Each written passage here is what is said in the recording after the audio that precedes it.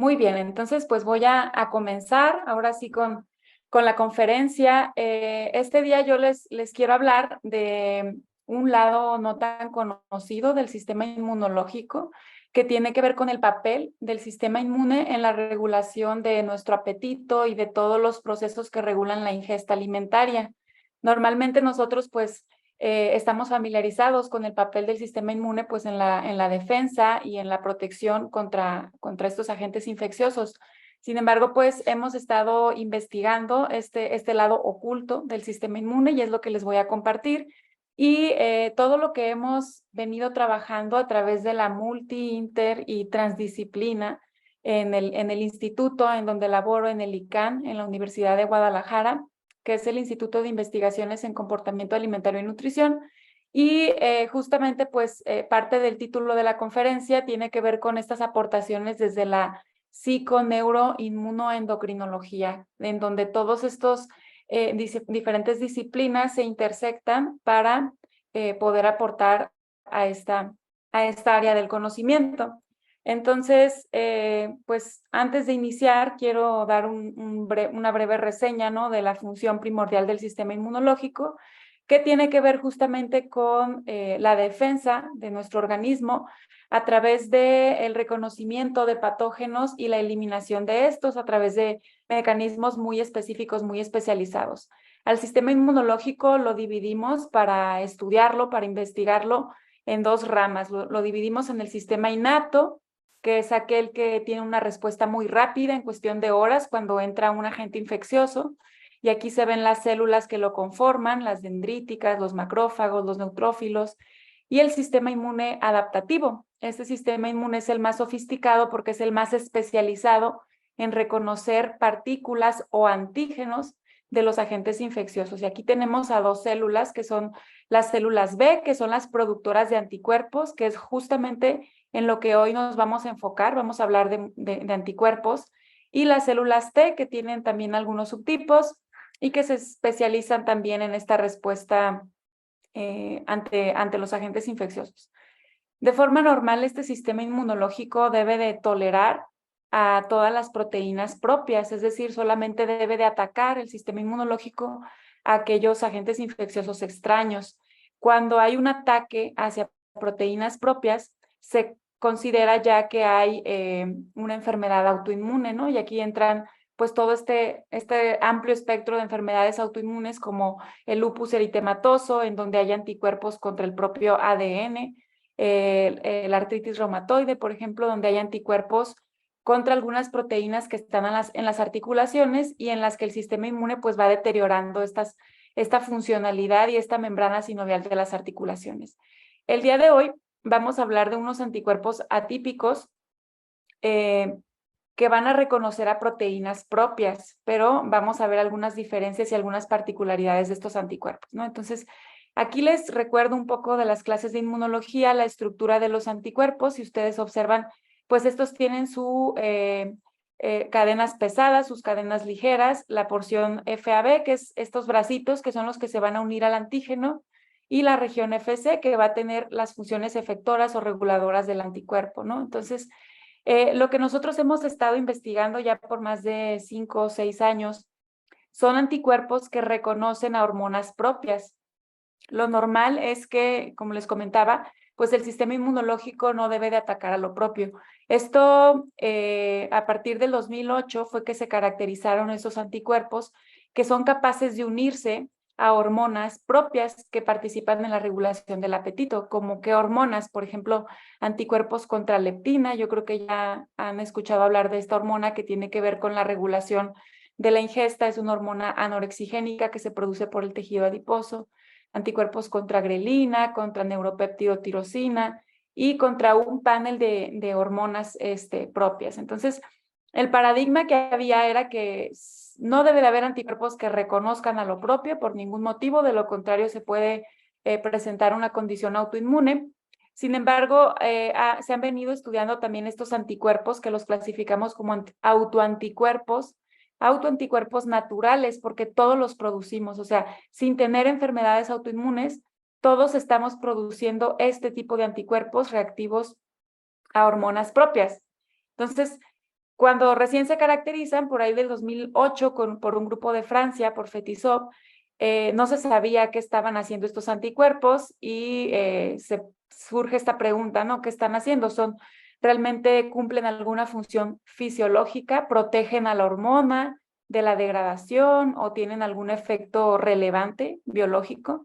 Entonces, algo que quiero destacar también aquí es que una característica distintiva de los anticuerpos, pues es que dependiendo de la afinidad con la que se unan al antígeno, pues va a ser la función. Por ejemplo, cuando hay un agente infeccioso, lo que se desea, aquí se muestra, por ejemplo, un coronavirus, lo que se desea, pues es que los anticuerpos que se generen sean de alta afinidad, es decir, que tengan muchísima fuerza de unión con el antígeno, con estos virus, para que lo neutralicen, para que neutralicen al virus y que este no pueda pegarse a otros receptores de la célula, que en este caso es el receptor de la enzima convertidora de angiotensina, y que no pueda infectar a las células. Entonces, esos son los anticuerpos neutralizantes que funcionan contra agentes infecciosos. La diferencia con estos anticuerpos que nosotros estamos investigando es que tienen una baja afinidad, o sea, la fuerza con la que se unen a la hormona es baja. Y eso es muy relevante porque es lo que le permite regularlos y no neutralizar a la hormona. Es decir, no se trata de que el anticuerpo impida las funciones normales de la hormona. Entonces aquí les muestro el sistema neuroendocrino que participa en la regulación de nuestra ingesta de alimentos. Producimos cientos de péptidos y hormonas que son secretadas pues por diferentes tejidos. Por ejemplo, en el estómago la grelina es la famosa hormona del hambre. Cuando no hemos ingerido alimentos en ayuno prolongado, hay un pico en la secreción de esta hormona grelina. En el tejido adiposo producimos a la leptina, que les comentaba que es una hormona anorexigénica, de forma normal brinda estas señales anorexigénicas y su producción, su síntesis es proporcional a la cantidad de tejido adiposo de una persona y así muchos otros, ¿no? Entonces, nosotros y en el día de hoy lo que les voy a platicar es más sobre estas hormonas, anticuerpos dirigidos contra la hormona leptina y anticuerpos dirigidos contra la hormona grelina, que es lo que hemos venido investigando. En una condición fisiológica, pues todo este sistema de mediadores neuroendocrinos va a funcionar adecuadamente y hipotéticamente en estas situaciones de homeostasis, pues debe de haber un equilibrio entre lo que se ingiere con lo que se gasta, ¿no? Entonces, vamos a ir viendo que en diferentes condiciones, enfermedades vinculadas a la alimentación, pues hay desequilibrios en la producción de estas hormonas y también hemos encontrado que hay desequilibrios en estos sistemas de anticuerpos que hemos venido investigando. Aquí les muestro el artículo inicial que fue publicado por este grupo de Francia, en el que ellos toman muestras de sueros de personas sanas y cuantifican estos anticuerpos. Si ustedes recuerdan, pues hay hay múltiples subtipos o isotipos de anticuerpos, pero nosotros hemos estado cuantificando los del isotipo IgG, que son los que están en el suero, y los IgA, que son los que están producidos principalmente en las mucosas. Entonces, estos anticuerpos, si ustedes observan, ellos evaluaron más de 10 hormonas y encontraron que hay circulando, todas las personas producimos aquí en cantidades considerables de nanogramos por mililitro, producimos cantidades muy importantes de anticuerpos, tanto IgG como IgA. Si ustedes observan, la mayor cantidad son los IgA, que es la línea blanca, y son anticuerpos contra leptina, contra insulina, contra grelina, etcétera, ¿no? Entonces, de aquí surge la primera pregunta: ¿qué onda con estos anticuerpos? ¿Qué están haciendo? ¿Por qué están siendo producidos anticuerpos contra algo propio, contra una hormona propia, ¿no? Y en una persona sana, en una persona que no tiene ninguna patología. Entonces, esa fue la primera pregunta: ¿qué están haciendo? ¿Cuál es el efecto funcional? Y luego toman otro grupito de pacientes que tienen trastornos alimentarios. Aquí tomaron personas con anorexia y con bulimia. Entonces se encuentran que en las personas que tienen anorexia hay una alteración en la producción de los anticuerpos contra la hormona estimulante de melanocitos, esta que se ve aquí. Esta hormona, si ustedes recuerdan, también tiene un efecto orexigénico. Entonces, ahí ellos encontraron alteraciones, sobre todo a nivel de la producción, de la cantidad y de la afinidad de los anticuerpos. Entonces, empiezan ya a perfilarse, ¿no?, los hallazgos de que realmente estos anticuerpos sí están teniendo un papel en la regulación de la función de estas hormonas. Y la siguiente gran pregunta es, ¿por qué estamos produciendo anticuerpos contra hormonas propias en una persona sana que no tiene ninguna enfermedad? Pues aquí llega a culparse de nuevo a la microbiota intestinal. Quizá algunos de ustedes, de las personas que están en el área de salud, muy seguramente ya les ha tocado escuchar o ver conferencias acerca del papel tan importante que tienen las bacterias intestinales en la regulación de nuestra alimentación y en la regulación de nuestra fisiología, nuestro metabolismo, en la síntesis de vitaminas. Estas bacterias intestinales también regulan nuestro sistema inmune. Entonces, la hipótesis que surge de aquí es que probablemente estos anticuerpos contra las hormonas propias están siendo producidos por una respuesta cruzada contra bacterias intestinales y surge esta famosa teoría del mimetismo molecular. Si ustedes ven en la naturaleza, los insectos y muchos organismos hacen uso de este proceso de mimetismo, se camuflajean, toman formas muy similares a su entorno para esconderse, para que no sean reconocidos por los depredadores. Entonces, ¿cuál sería la ventaja aquí de una bacteria? Porque una bacteria estuviera haciendo mimetismo molecular con nuestras proteínas. Pues porque estas bacterias no quieren ser descubiertas por nuestro sistema inmunológico, se están camuflajeando. Esas bacterias producen proteínas que son similares a nuestras hormonas para esconderse de nuestro sistema inmune. Se están queriendo mimetizar de nuestro sistema inmunológico. Entonces, ahorita voy a profundizar más en este proceso y quiero hacer el paréntesis pues para destacar las funciones de la microbiota intestinal. Nosotros sabemos, como les platicaba, que tiene miles de funciones, le han llamado el segundo cerebro, funciones inmunológicas, regula la respuesta inflamatoria, la tolerancia a los antígenos alimentarios, a lo que comemos, y pues obviamente es muy importante esta microbiota intestinal para que nuestro sistema inmune se desarrolle adecuadamente. Pero también esta microbiota va a regular o va a mediar cientos de funciones neuroendocrinas,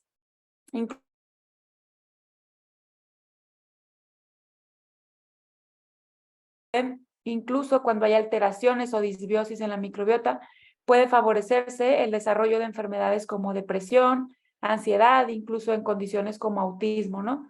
Y también se ha vinculado mucho con nuestro comportamiento alimentario, de lo que justamente voy a hablarles hoy. Y aparte, pues, de todas las funciones metabólicas, como la síntesis de vitaminas y el metabolismo de algunos compuestos, ¿no? De fármacos y de otros componentes de la dieta. Y aquí se muestra esta famosa interacción del eje intestino-cerebro. Está conectado el tracto gastrointestinal. Las bacterias intestinales producen cientos de moléculas de metabolitos que van a llegar al hipotálamo y van a regular funciones no solamente vinculadas a la alimentación, sino que también estas bacterias producen muchos neurotransmisores, serotonina, dopamina, producen gran cantidad de neurotransmisores que van a cambiar nuestro estado de ánimo, ¿no? Entonces, de ahí que se le llama este segundo cerebro. Y algo muy interesante es que se ha comprobado, por ejemplo, que si en modelos animales, a los ratoncitos que son libres de gérmenes, se les inocula con algunas bacterias, por ejemplo, como Campylobacter jejuni, pues los ratoncitos empiezan a ponerse ansiosos, ¿no? Entonces se ha comprobado que también influencian nuestro estado de ánimo. Y se ha comprobado que algunas bacterias producen algunas moléculas, por ejemplo, este CLPB, que llegan al hipotálamo y modulan nuestro comportamiento alimentario. Por ejemplo, CLPB es un componente que se produce por la famosa bacteria E. coli. Cuando llega ese metabolito al cerebro, pues nos va a inhibir esta ingesta de alimentos. Entonces, tiene mucho sentido que las bacterias manipulen nuestro comportamiento alimentario. ¿Por qué? Pues porque las bacterias intestinales dependen de lo que nosotros comemos para ellas proliferar y para ellas pues poder seguir sobreviviendo en este tracto gastrointestinal. Entonces, es lógico pensar que hayan a nivel de todos los miles de años de evolución, que las bacterias hayan desarrollado mecanismos evolutivos para manipular al hospedero, para manipular nuestra ingesta alimentaria.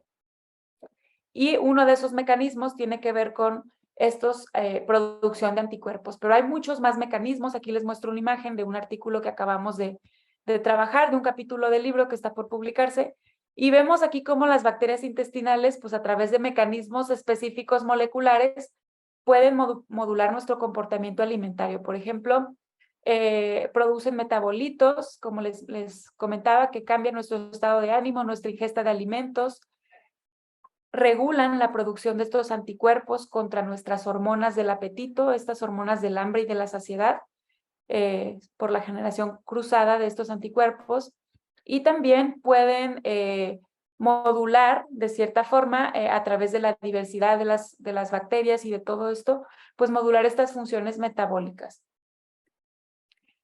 Y aquí se muestra de forma más detallada este proceso de mimetismo molecular. Quiere decir que si una proteína microbiana tiene secuencias, porciones miméticas, o sea, muy similares a las nuestras, nuestro sistema inmune va a producir estos anticuerpos contra esas proteínas de la bacteria, pero ese anticuerpo también se va a pegar, va a ser una reacción cruzada y se va a pegar y va a reconocer también a una hormona propia. Ese es el famoso mimetismo molecular. Entonces, ya se ha identificado, por ejemplo, que la leptina tiene mimetismo con estas bacterias, con Helicobacter pylori, con Campylobacter jejuni, con otras más. Y pues este es uno de los mecanismos por los que va a controlar también nuestro comportamiento alimentario. Y algo bien interesante que yo les quiero compartir en este lado de la pantalla es que a corto plazo se ha visto, por ejemplo, si ustedes observan, más o menos a los 20 minutos de que iniciamos un episodio alimentario, empiezan a llegar al hipotálamo las señales de saciedad, las hormonas de saciedad llegan. Por eso frecuentemente los nutriólogos te dicen, mastica bien la comida, come despacio, para que alcancen a llegar estas señales de saciedad al hipotálamo, ¿no? Y que te dé esos 20 minutos para que se señalice. Pero lo que es bien interesante es que si vemos cómo la dinámica de crecimiento de las bacterias, justamente las bacterias se dividen más o menos, hacen división celular cada 20 minutos, 25 minutos. Entonces vemos que la curva de crecimiento de las bacterias también se acopla más o menos con esta dinámica de las señales de saciedad.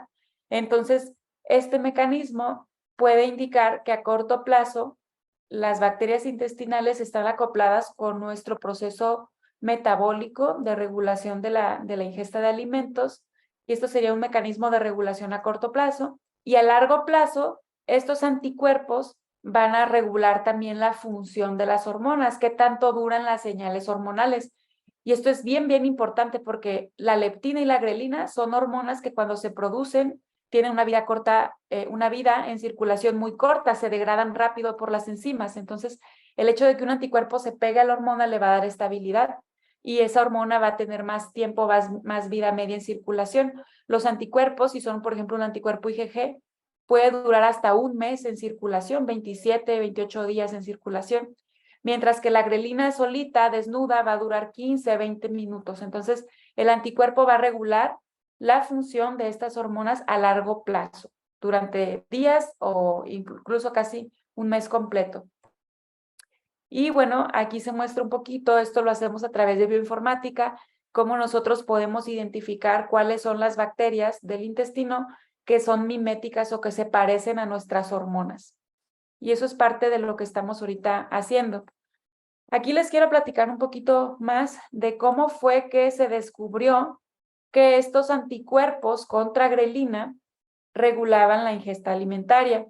Esta imagen, la del inciso A, si ustedes observan, cuando a una ratita, a un ratoncito, se le administra concentraciones crecientes de grelina, se le inyectan, este ratoncito lo que hace es que en cuestión de minutos después de que recibe esa dosis de grelina, pues esa grelina llega al hipotálamo y el ratoncito empieza a comer y come más. A mayor cantidad de grelina, se observan ahí en la imagen, hay mayor ingesta de alimento.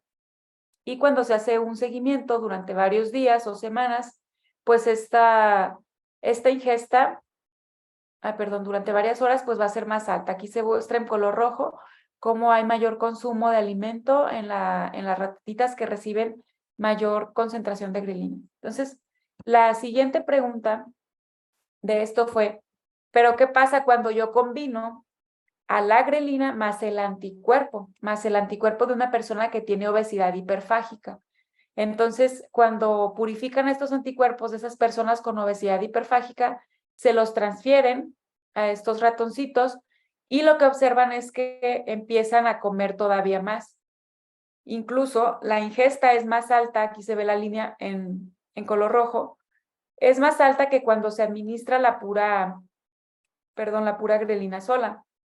Cuando se administra ahí en color azul el anticuerpo con la hormona de una persona que tiene anorexia nerviosa, la ingesta no incrementa, solamente se incrementa cuando proviene ese anticuerpo de una persona con obesidad.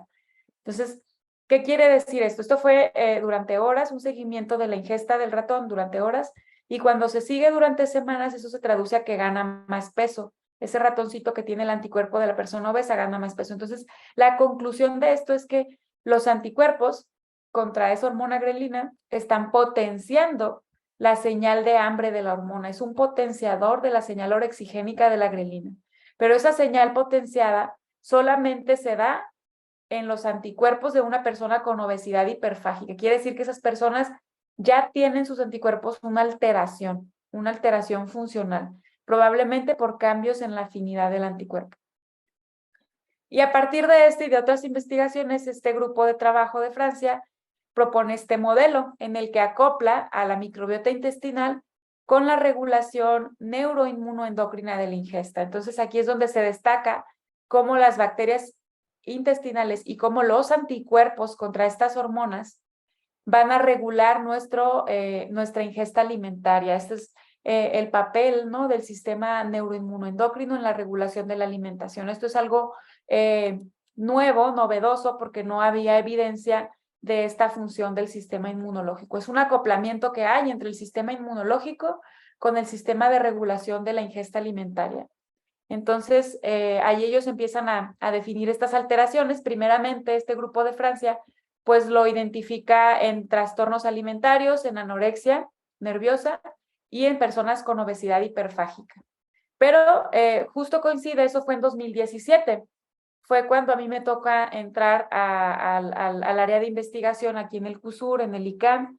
Entonces, hago una revisión de literatura y me doy cuenta que solamente hay evidencia en trastornos alimentarios, pero no había nada investigado qué estaba pasando con este sistema de anticuerpos contra hormonas de la ingesta en personas con obesidad, en diabetes mellitus. ¿Qué pasa con estos anticuerpos? ¿Pueden modular otros aspectos del apetito y del comportamiento alimentario? ¿O qué pasa con estos sistemas de anticuerpos en otras enfermedades autoinmunes, por ejemplo, donde ya hay alteraciones del sistema inmune? Entonces, fue lo que empiezo a investigar a partir del 2017 y ahorita les voy a platicar un poquito sobre esas investigaciones. Entonces, el comportamiento alimentario, pues básicamente que es o comprende todas las acciones que tienen que ver con nuestra relación con los alimentos, ¿no? ¿Qué comemos, por qué comemos, cuándo lo comemos y para qué lo comemos, ¿no? Entonces, este comportamiento alimentario es un fenómeno muy complejo en el que va a haber muchos factores implicados. Es muy relevante investigarlo porque pues está muy vinculado con todas las enfermedades de alta prevalencia. ¿Cuáles son las verdaderas pandemias de México? Pues aquí están la obesidad, la diabetes mellitus tipo 2, las enfermedades cardiovasculares. Entonces, nosotros desde la psico-neuro-inmunoendocrinología empezamos a hacer estas investigaciones para ahondar en los factores fisiológicos y moleculares que están regulando el comportamiento alimentario, sobre todo este sistema de anticuerpos contra hormonas de la ingesta. Pero pues esto no quiere decir que no se reconozca el papel de otros factores psicológicos, ¿no? El aprendizaje, las aversiones que se generan hacia ciertos alimentos, cómo las emociones influyen incluso en nuestra alimentación, factores sociales como la disponibilidad de alimento, el precio, y sin duda, pues todo esto también tiene que ver con esta regulación del comportamiento alimentario. Entonces, el primer estudio que les voy a presentar fue en niños y en adolescentes con obesidad. Como yo les mencionaba, no había nada acerca de qué estaba pasando con estos anticuerpos contra leptina en estas poblaciones. Y pues también, tristemente, México ocupa uno de los primeros lugares a nivel mundial respecto a la prevalencia de obesidad infantil.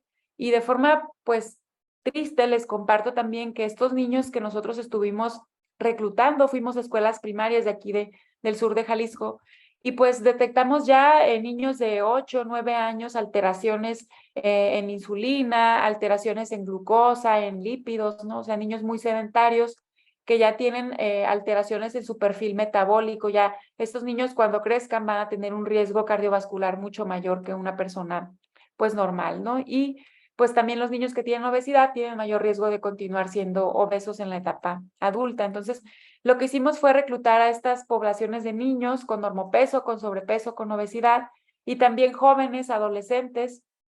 Y bueno, pues aquí fue que medimos estos anticuerpos contra leptina y los relacionamos también con todos estos índices de riesgo metabólico. Este artículo ya está publicado, se publicó el año pasado, lo pueden consultar ahí en esa información que está en el artículo. Y bueno, pues más o menos esto es la parte metodológica de cómo nosotros cuantificamos estos anticuerpos.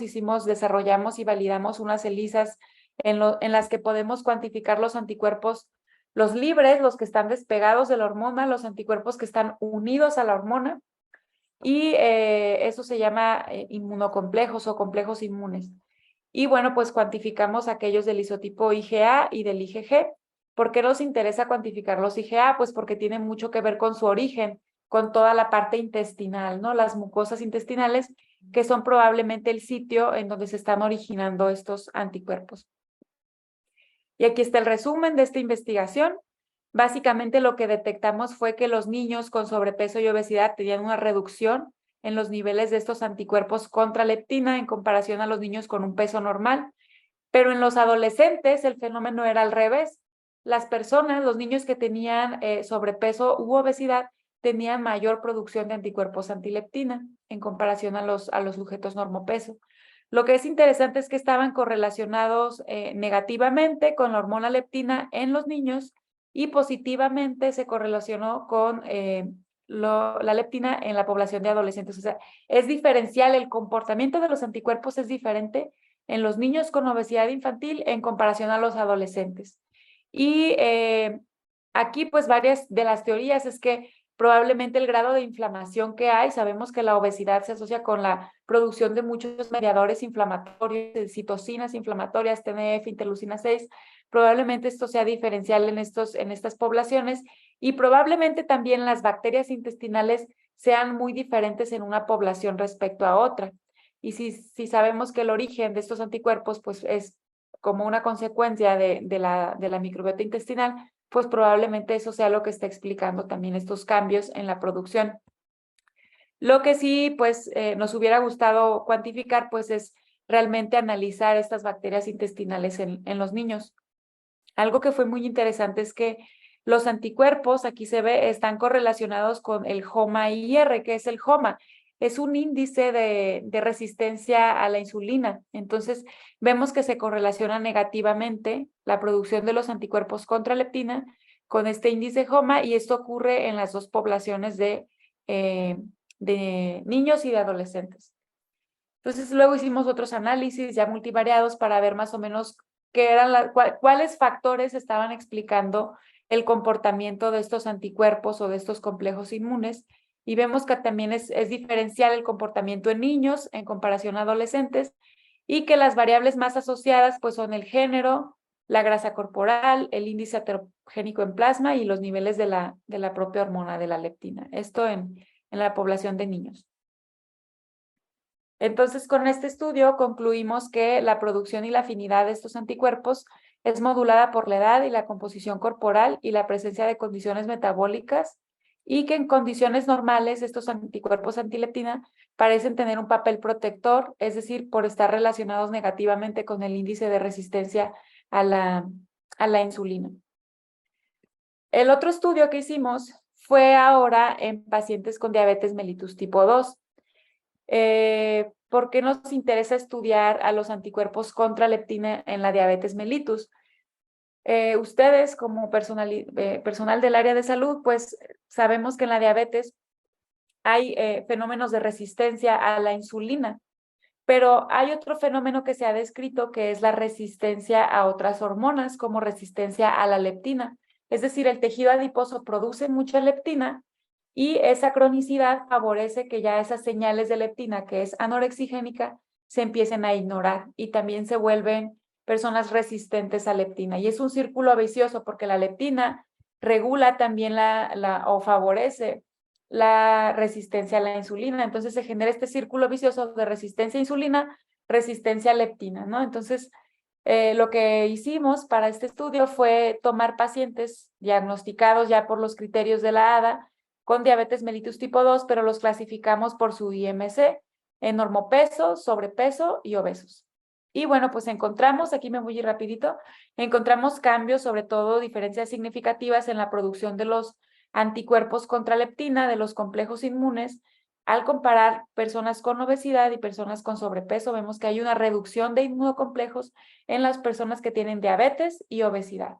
¿Qué quiere decir que hay una pérdida de inmunocomplejos? Pues que probablemente la afinidad, la fuerza con la que se pega el anticuerpo a la hormona se redujo. Entonces, esta pérdida de afinidad, aquí está un modelito que nosotros propusimos, en el que se ve que la producción del tejido adiposo de leptina va a favorecer, estos inmunocomplejos van a ir perdiendo su afinidad y eso va a hacer que la estabilidad de la hormona y la señal hormonal se reduzca a nivel del hipotálamo. Entonces es un mecanismo inmunológico que puede favorecer también la resistencia a la insulina. Es otro nuevo mecanismo, porque normalmente lo que se atribuye es que la resistencia a la leptina está mediada por la respuesta inflamatoria, por la inflamación crónica de bajo grado. Pero aquí estamos identificando con esta pérdida de inmunocomplejos que también inmunológicamente hay mecanismos que favorecen esa resistencia a la leptina. Y bueno, hicimos otras correlaciones, identificamos que también se correlacionaban estos anticuerpos con algunos biomarcadores, como algunas fracciones de lípidos, colesterol LDL, colesterol total, y de igual forma con los índices de resistencia a la insulina hubo correlaciones negativas, ¿no? Entonces, otro de los estudios que les quiero compartir fue enfocado ahora, yo les platicaba que el grupo de Francia lo que había caracterizado era alteraciones en estos sistemas de anticuerpos en trastornos alimentarios, personas que ya tienen un diagnóstico definido, ¿no? Pero nosotros quisimos explorar qué estaba pasando con estos anticuerpos con relación a los rasgos del apetito. Entonces, ¿qué son los rasgos del apetito? Aquí les muestro ya la publicación por si la quieren consultar. Está en la revista Appetite. Entonces, aquí lo que hicimos fue que reclutamos a participantes jóvenes y los clasificamos por su género, mujeres y hombres. Y quisimos explorar también las relaciones de estos sistemas de anticuerpos con estos rasgos del apetito. Entonces, ¿cómo los definimos? Les comentaba yo que son definidos como respuestas continuas y estables que tenemos hacia los alimentos. Obviamente, estos rasgos del apetito van a ser modulados por aspectos ambientales, pero también por aspectos neurobiológicos. Entonces, ustedes, si reflexionamos un poquito, generalmente tenemos ya una propensión neurobiológica a manifestar algunos rasgos. Por ejemplo, ¿qué tanto tiendo? Uno de esos rasgos es la sobrealimentación emocional. ¿Qué tanto como de más cuando estoy triste o estoy deprimida, por ejemplo? Algunos tienden a comer de más, otros comen de menos. Eso sería la subalimentación emocional. Hay personas que comen muy lento, ¿no? Por ejemplo, yo tiendo a comer muy rápido, eso es algo que lo tengo caracterizado desde que soy niña, como muy rápido. Y hay personas que comen muy lento, que mastican muy lento y esa lentitud al comer es un rasgo del apetito que se considera que es un factor protector de obesidad. Les digo, es un rasgo deseable porque da esa lentitud al comer, da cabida a que esa señal de saciedad llegue al hipotálamo y que pues seas más consciente de cuándo ya estás satisfecho o cuándo no. Y así sucesivamente, ¿no? Entonces, Aquí les resumo lo que hicimos o lo que encontramos. Se muestran los scores o los promedios, son puntajes. Esto se hace a través, esta caracterización de los rasgos se hace aplicando algunas pruebas psicométricas ya validadas, que ya estaban validadas en población mexicana. Y aquí lo que encontramos es que las mujeres tenemos puntajes más altos en estos rasgos del apetito en comparación a los hombres. Sobre todo tendemos a comer de menos cuando estamos tristes o emocionales. Tenemos puntajes más altos para la lentitud al comer y para responder a la saciedad, ¿no? Entonces, en general, esos son nuestros rasgos del apetito. Aquí uno pensaría, bueno, pues quiere decir que si tenemos estos rasgos del apetito protectores, ¿no? Contra el desarrollo de obesidad, tenemos puntajes más altos, pues hubiera menos obesidad en las mujeres y pues la realidad es que no. A pesar de que tenemos rasgos del apetito que nos protegen o nos hacen más conscientes de nuestros aspectos alimentarios, pues no hay una diferencia significativa en los índices de prevalencia de obesidad entre hombres y mujeres. Y bueno, lo que hicimos aquí fue correlacionar estos anticuerpos aquí medimos los antigrelina y los antileptina también. Entonces, lo que hicimos fue relacionar estos niveles de anticuerpos con los puntajes reportados para estos rasgos del apetito. Y encontramos algunas diferencias muy interesantes. Por ejemplo, en el disfrute de los alimentos hubo diferencias en las mujeres. Las mujeres que tienen más inmunocomplejos contra grelina tienen un puntaje más alto de disfrute de los alimentos. Y en el caso de los hombres, esto de abajo es un análisis en hombres, se encontró una relación entre los anticuerpos antileptina con la subalimentación emocional, que es la que nos indica una ingesta reducida de alimentos al experimentar estas emociones negativas. Entonces, es un estudio exploratorio. ¿Por qué? Pues porque al final están autorreportando los participantes estos rasgos del apetito, ¿no? Lo ideal sería también comprobar si en una situación de laboratorio, de análisis conductual, en condiciones de laboratorio, realmente hay diferencias en estos rasgos del apetito con relación a estos sistemas de anticuerpos, ¿no? Entonces, aquí sugerimos un papel de estos anticuerpos en la regulación del comportamiento alimentario, y esto probablemente porque los anticuerpos afectan la estabilidad y el transporte de las hormonas al hipotálamo, y esto puede incidir en los efectos hedónicos que tienen estas hormonas, ¿no? Y bueno, ya casi para finalizar o irme a la última parte de la presentación, les voy a compartir también los resultados de un estudio que hicimos de estos sistemas de anticuerpos, pero ahora en un contexto de una enfermedad autoinmune. Y estudiamos estos anticuerpos en pacientes con artritis reumatoide, que más o menos es algo de la línea de investigación que yo había venido desarrollando. ¿Y por qué elegí artritis reumatoide? ¿Por qué estudiar estos sistemas de anticuerpos en esta enfermedad autoinmune? Esta enfermedad se caracteriza por un daño articular. Hay infiltración, hay células T y B autorreactivas que atacan a proteínas propias articulares. Y ustedes pueden observar ahí en esas radiografías, el sistema inmune infiltra la articulación y empieza a erosionarla y a dañarla, y se pierde la capacidad funcional, el movimiento de esa articulación, y eso ya es irreversible, ¿no? Entonces, el sello distintivo de esta enfermedad es que hay anticuerpos contra lo propio, como cuáles, como el factor reumatoide o los anticuerpos contra péptido cíclico citrulinado. De hecho, son anticuerpos para diagnosticar a la enfermedad.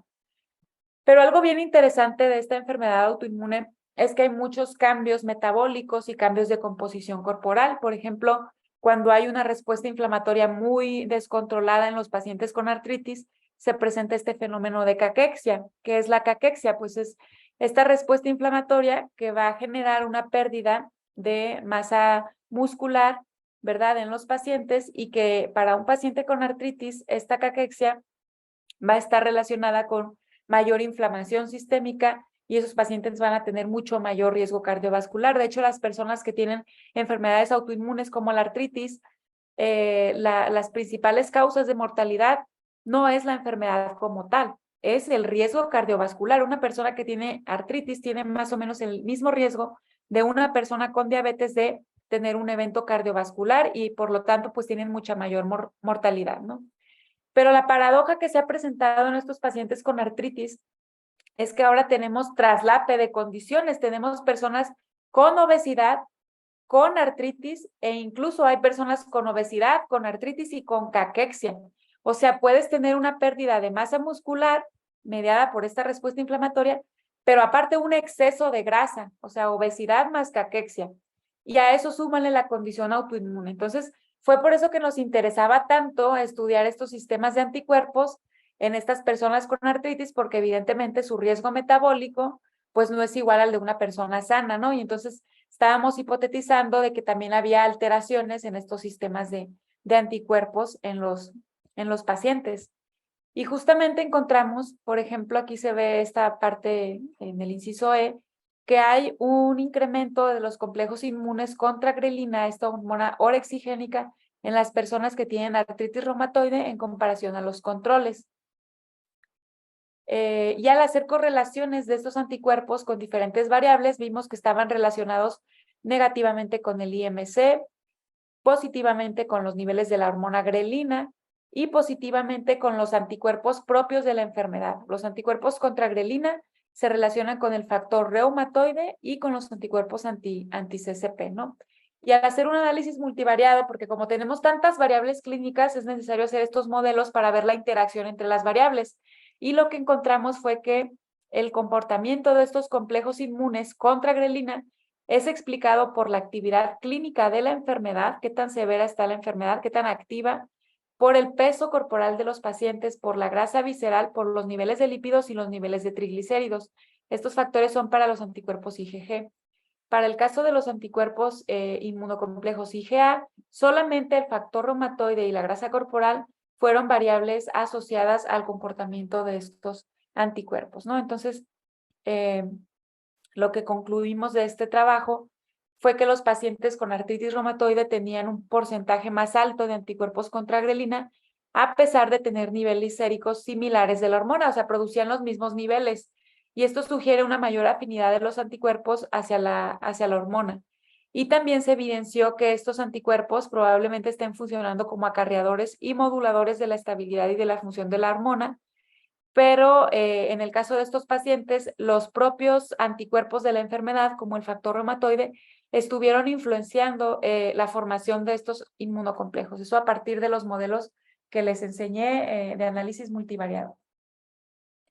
Entonces, ya después de más de 6 años de investigaciones, hemos podido hacer estos aportes, todo este trabajo intensivo y que ha sido desarrollado también gracias a muchos tesistas. Se resume en esta figurita en la que vemos que los anticuerpos antileptina van a estar participando en contextos de salud cuando hay mayor formación de anticuerpos unidos a la hormona, inmunocomplejos. Estos van a favorecer la señal anorexigénica, es decir, van a potenciar esta función anorexigénica de la hormona, pero cuando hay diabetes mellitus se pierden estos anticuerpos, ¿verdad? Hay pérdida de afinidad y se favorece la resistencia a la hormona. En obesidad infantil y en obesidad en adolescentes también hay cambios diferenciales en la producción de los anticuerpos y también parecen estar correlacionados con algunos rasgos del apetito.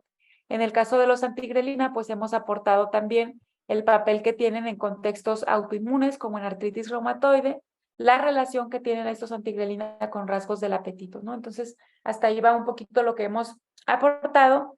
Y ahora la gran pregunta, lo que estamos investigando ahorita es, ¿qué pasa con las bacterias intestinales y con la dieta? Es decir, si sabemos que la producción de los anticuerpos, ya hemos comprobado que están alterados los anticuerpos en estas enfermedades vinculadas a la alimentación, aquí están los cambios. Pero entonces ahora la pregunta es, ¿son reversibles esas alteraciones? ¿Pueden modularse esas alteraciones a través de la dieta? Nuestra hipótesis es que sí. Si modulamos la dieta, modulamos las bacterias intestinales y probablemente podemos modular todas estas alteraciones en estos sistemas de autoanticuerpos. Entonces, es parte de los proyectos que estamos arrancando. Queremos evaluar a los patrones dietéticos. Por ejemplo, aquí sabemos que los patrones dietéticos vegetarianos o veganos están asociados con un sistema de bacterias intestinales más diverso, hay más diversidad de bacterias intestinales y por lo tanto también eso está vinculado con con un perfil metabólico más saludable, ¿verdad? Es decir, estas personas que tienen esos patrones dietéticos vegetarianos veganos, por tener una microbiota intestinal más saludable, más diversa, también están o son menos susceptibles a tener enfermedades cardiovasculares y metabólicas. Y por el contrario, las personas que siguen estos patrones dietéticos occidentalizados, altos en grasas, en carnes, pues van a tener pérdida de bacterias intestinales, van a tener disbiosis y un mayor riesgo de enfermedades cardiovasculares y cardiometabólicas. Entonces, estamos investigando esta trinidad, la trinidad dieta, sistema de anticuerpos y microbiota intestinal, ¿no? Para ver si esto puede ser modulado y revertido a través de la dieta. Tenemos un proyecto en personas con diabetes mellitus tipo 2 que vamos a arrancar, y tenemos otro proyecto también que vamos a arrancar para ver ya en un modelo experimental. Uno sería en humanos, en personas con diabetes mellitus tipo 2, y este otro sería en ratoncitos, para ver si modulando la dieta de los ratoncitos, pues qué pasa con estos sistemas de anticuerpos. Y otro de los estudios es justamente en personas que siguen estos patrones vegetarianos y veganos, para confirmar si hay cambios diferenciales en estos sistemas de anticuerpos contra leptina y contra grelina. Entonces aquí les dejo abierta esta invitación. Si de los que están aquí presentes conocen alguna persona que tenga un patrón primordialmente vegetariano o vegano, que se anime a participar. No es necesario que sea un vegetariano o vegano restrictivo, ¿no? Puede ser alguna persona que de vez en cuando coma carne, pero también pudiera participar, ¿no? Entonces, eso sería de mi parte. Espero que haya sido de su interés estas investigaciones, y pues quedo muy atenta a las preguntas. Dejo también abierta la invitación a los que estén aquí presentes, a todos los especialistas en el área de enfermería que tienen este interés en seguirse actualizando. Yo les dejo primero felicitarlos por este interés de mantenerse actualizados, y por otro lado les dejo abierta la invitación para que puedan incorporarse al instituto, a hacer posgrados, a hacer maestrías. Es muy importante que también se pueda generar conocimiento, ¿verdad? Sobre todo conocimiento que tiene relevancia y que está vinculado a estas enfermedades tan prevalentes en México, ¿no? Entonces, aquí está abierta la invitación para que se acerquen al instituto y puedan participar en las convocatorias de la maestría o en las convocatorias del doctorado, que ahorita está abierta justamente la convocatoria de doctorado. Entonces, eso sería todo de mi parte, y quedo muy atenta a las preguntas que tengan. Muchas gracias, doctora. Tenemos una pregunta. Con el análisis de la literatura que realizó a través de su revisión bibliográfica acerca de este tema y la relación al vacío tórico que encontró, del cual nos habló, ¿qué dimensiones o líneas de investigación se pueden desarrollar a través del enfoque epidemiológico y clínico? Epidemiológico y clínico. Yo creo que es parte de lo que hemos estado haciendo, de lo que comenzamos. Había una laguna, solo lo que se había investigado era en trastornos alimentarios. Entonces, ahí yo identifiqué esta laguna, ¿no? Bueno, no se ha hecho nada en diabetes, no se ha hecho nada en obesidad infantil y en otras enfermedades vinculadas a la alimentación, ¿no? Entonces, fue justamente lo que empecé a abordar desde la parte clínica, ¿verdad? Y en realidad somos pocos los investigadores a nivel mundial que estamos trabajando esta línea, porque es compleja. O sea, poder integrar toda esta psiconeuroendocrinología es algo complejo, pero que a través de esta multidisciplina se ha podido ir desarrollando. Entonces, desde la parte clínica, retomando la pregunta, lo que hemos aportado es justo eso, a caracterizar estas alteraciones en cohortes pequeñitas de pacientes que tienen enfermedades vinculadas a la alimentación, diabetes, obesidad, o relacionarlos con rasgos del apetito, pero hay mucho todavía por hacerse, ¿no? O sea, aquí, por ejemplo, se pueden hacer ya estudios con un enfoque más epidemiológico con miles de pacientes. Evidentemente aquí, para poder identificar estas cohortes tan grandes, pues hay que invertirle, porque los ensayos cuestan, estos perfiles de anticuerpos son costosos. Entonces se necesitan hacer cohortes ya más grandes para hacer o generar información ya con un impacto epidemiológico más robusto, ¿va? Y por otra parte también hay área de oportunidad a nivel clínico, ¿verdad? Grupos pequeñitos, a lo mejor con otros trastornos alimentarios. Hay trastornos alimentarios menos frecuentes, ¿no? Solamente lo que se genera o a lo que estamos acostumbrados es anorexia y bulimia, ¿verdad? Pero pues ahorita hay otros trastornos que son de este trastorno por atracón, por ejemplo, que también sería interesante ver ahí qué está pasando con este sistema de anticuerpos. Y bueno, pues hay mucho que hacerse. Yo creo que desde hacer cortes con grupos de pacientes clínicamente bien caracterizados y con grupos más grandes de pacientes. Ujú.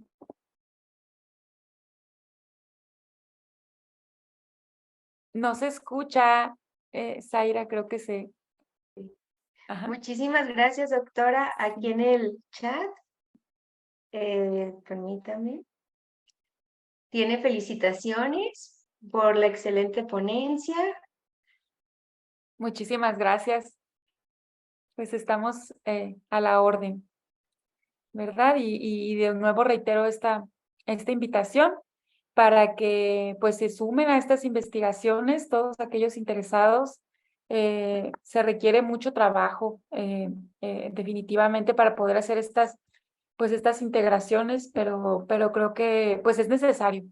Ahorita es necesario, ya no nada más, yo es lo que también me di cuenta, pues por eso en esta última parte de la presentación ya les planteo más los nuevos proyectos, ya queremos intervenir, porque primero nos damos cuenta de todas las alteraciones que hay, todas las alteraciones moleculares, y si te vas con alteraciones inmunológicas y moleculares, yo creo que nunca acabas. Hay muchísimo, ¿no? Y es costosísimo. Pero entonces ahora, pues ahí está todo alterado. ¿Cómo intervenimos? ¿Cómo intervenimos? No, o sea, realmente aquí es mi pregunta ahorita. A través de estas intervenciones dietéticas, ¿se puede revertir esos cambios? Entonces, por ahí va un poco lo que queda también por hacerse. Muy bien, doctora Cianya, pues primero, el felicitarte por esa labor titánica del trabajo que tú nos acabas de presentar, esa información tan explícita que es como buscar una aguja en un pajar, y que sobre todo estos temas tan selectos no solamente se encuentran en inglés, ¿no? Se encuentran también en otros idiomas y claro que es un reto y yo en lo que estoy viendo tu conferencia, en lo que nos estás presentando de resultados, te quedas emocionado y con una perspectiva de asombro, como tú bien lo acabas de mencionar, de como si fuera un abismo, de que si te metes a ciertas áreas hay una gran cantidad de temas que investigar tan específico que es emocionante y sobre todo te agradezco la perspectiva que nos acabas de dar en esta presentación porque los asistentes que tenemos tanto ahorita en la sala de Zoom como en YouTube, que son miembros del Colenfajal, invitados por parte de nuestros conferencistas, son estudiantes tanto de pregrado, gente que está estudiando el posgrado, cada vez es más el personal del equipo de salud, especialmente en la enfermería, que se va a hacer un posgrado en ciencias fisiológicas, médicas, biomédicas, en las neurociencias. Entonces, ya no solamente es el cuidado específicamente en una sola disciplina, porque se entiende que el abarcar un área de conocimiento diferente viene a complementar nuestro propio cuidado. Entonces, cuando vemos a nuestros pacientes llegar a los centros de salud, al hospital, con estas características que tú ahorita nos estabas mencionando como el paciente con artritis reumatoide, que llega con obesidad, que llega con caquexia, no solamente se trata de atenderlo, de estarle otorgando un tratamiento, sino de que vamos a contribuir la parte de investigación para mejorar el aspecto de salud que tenga la persona, ¿no? O sea, es un reto, cada vez entre más estudiamos y más conocemos, es un reto la forma de ver y de atender a nuestros pacientes. Entonces, yo te agradezco